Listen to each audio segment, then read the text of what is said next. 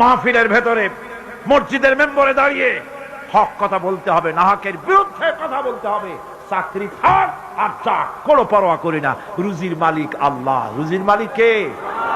জোরে চিল্লা এখন কে?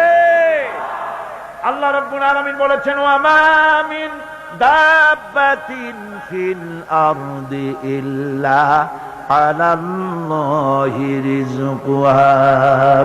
এই পৃথিবীর বুকে এমন কোন বিচরণশীল জীব নাই যে জীবের রিস্কের দায়িত্ব আমি আল্লাহ আমার নিজ হাতে গ্রহণ করি নাই।